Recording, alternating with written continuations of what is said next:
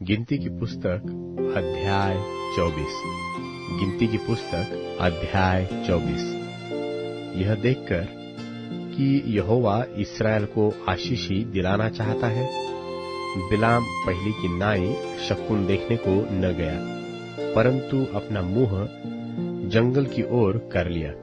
और बिलाम ने आंखें उठाई और इस्राएलियों को अपने गोत्र गोत्र के अनुसार बसे हुए देखा, और परमेश्वर का आत्मा उस पर उतरा। तब उसने अपनी गूढ़ बात आरंभ की और कहने लगा कि बोर के पुत्र बिलाम की यह वाणी है, जिस पुरुष की आंखें बंद थी उसी की यह वाणी है। परमेश्वर के वचनों का सुनने वाला, जो दंडवत में पड़ा हुआ खुली हुई आंखों से सर्वशक्तिमान का दर्शन पाता है, उसी की यह वाणी है कि हे याकूब तेरे डेरे और हे इस्राएल तेरे निवास स्थान क्या ही मनभावने हैं। वे तो नालों व घाटियों की नाई और नदी के तट की वाटिकाओं के समान ऐसे फैले हुए हैं, जैसे कि यहोवा के लगाए हुए अगर के वृक्ष और जल के निकट के देवदारू, और उसके डोलों से जल उमड़ा करेगा, और उसका बीज बहुतेरे जल भरे खेतों में पड़ेगा, और उसका राजा अगाग से भी महान होगा, और उसका राज्य बढ़ता ही जाएगा। उसको मिस्र में से परमेश्वर ही निकाले लिया आ रहा है। वह तो बनेल सांड के समान बल रखता है। जाति जाति के लोग जो उसके द्रोही है, उनको वह खा जाएगा और उनकी हड्डियों को टुकड़े टुकड़े करेगा, और अपने तीरों से उनको बेधेगा। वह दबका बैठा है, वह सिंह व सिंहनी की नाई लेट गया है। अब उसको कौन छेड़े? जो कोई तुझे आशीर्वाद दे सो आशीष पाए, और जो कोई तुझे शाप दे वह श्रापित हो। तब बालाक का कोप बिलाम पर भड़क उठा, और उसने हाथ पर हाथ पटककर बिलाम से कहा, मैंने तुझे अपने शत्रुओं के शाप देने के लिए बुलवाया था, परंतु तूने 3 बार उन्हें आशीर्वाद ही आशीर्वाद दिया है।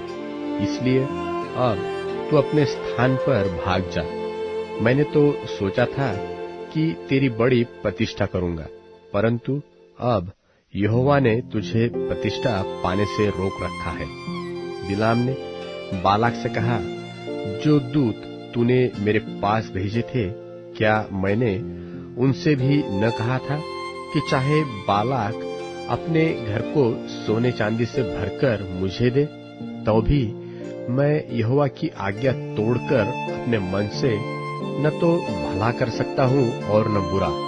जो कुछ यहोवा कहेगा वही मैं कहूँगा।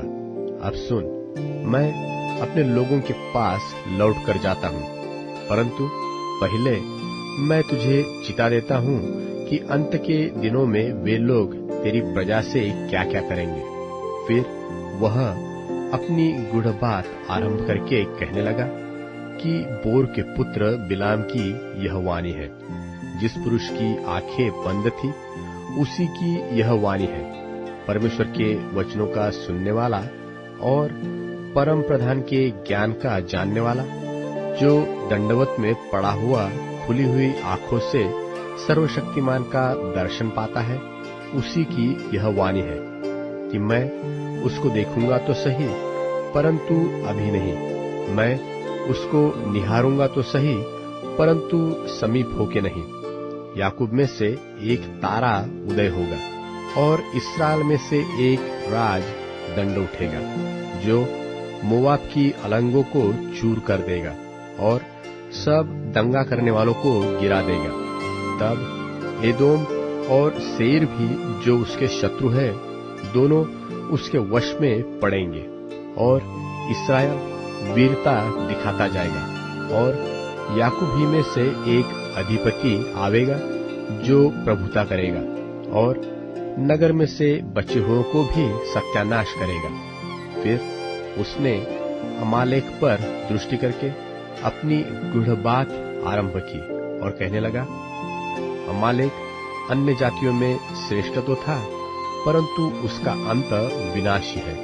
फिर उसने केनियों पर दृष्टि करके अपनी गूढ़ बात आरंभ की और कहने लगा, तेरा निवास स्थान अति दृढ़ तो है और तेरा बसेरा चट्टानों पर तो है, तो भी केन उजड़ जाएगा और अंत में अश्शूर तुझे बंधुआई में ले आएगा। फिर उसने अपनी गूढ़ बात आरंभ की और कहने लगा, हाय, जब परमेश्वर यह करेगा तब कौन जीवित बचेगा? तो भी कित्तियों के पास से जहाज वाले आकर अश्शूर को और एबेर को भी दुख देंगे और अंत में उसका भी विनाश हो जाएगा। तब बिलाम चल दिया और अपने स्थान पर लौट गया और बालाक ने भी अपना मार्ग लिया।